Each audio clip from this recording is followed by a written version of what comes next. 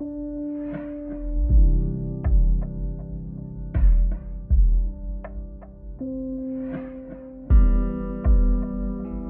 and gentlemen, the very word secrecy is repugnant in a free and open society, and we are, as a people, inherently and historically opposed to secret societies, to secret oaths, and to secret proceedings. We decided long ago that the dangers of excessive and unwarranted concealment of pertinent facts far outweighed the dangers which are cited to justify it.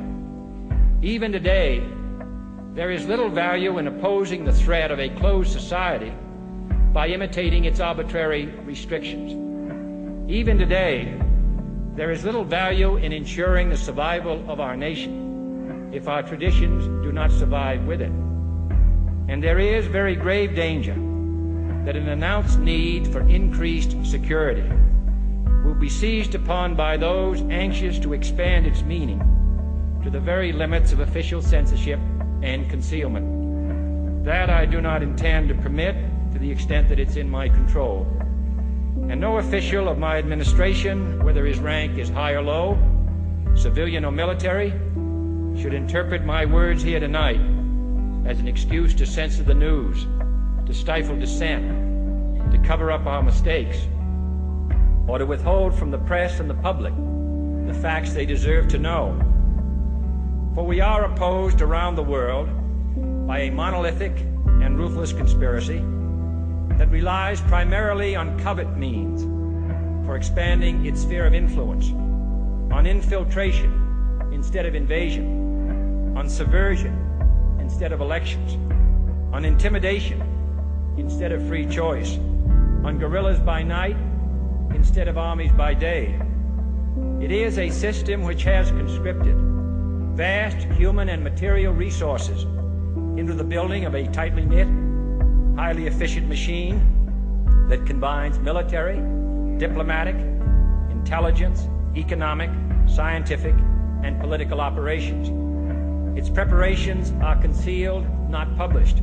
Its mistakes are buried, not headlined. Its dissenters are silenced, not praised.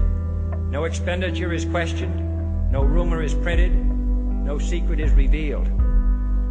No president should fear public scrutiny of his program, for from that scrutiny comes understanding, and from that understanding comes support or opposition, and both are necessary. I am not asking your newspapers to support an administration, but I am asking your help in the tremendous task of informing and alerting the American people. For I have complete confidence in the response and dedication of our citizens whenever they are fully informed. I not only could not stifle controversy among your readers, I welcome it. This administration intends to be candid about its errors. For as a wise man once said, an error doesn't become a mistake until you refuse to correct it. We intend to accept full responsibility for our errors, and we expect you to point them out when we miss them. Without debate, without criticism, no administration and no country can succeed, and no republic can survive. That is why the Athenian lawmaker Solon decreed it a crime for any citizen to shrink from controversy.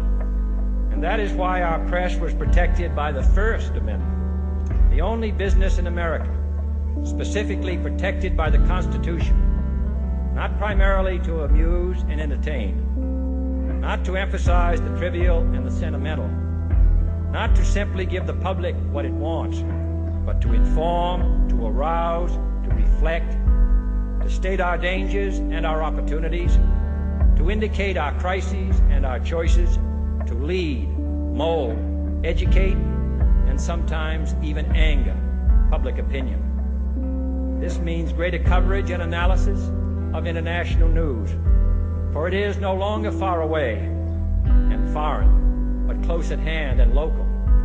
It means greater attention to improved understanding of the news, as well as improved transmission.